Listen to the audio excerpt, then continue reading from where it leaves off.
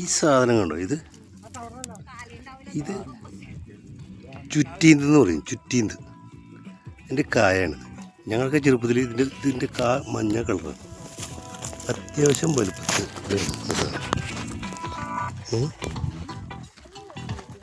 കണ്ടോ.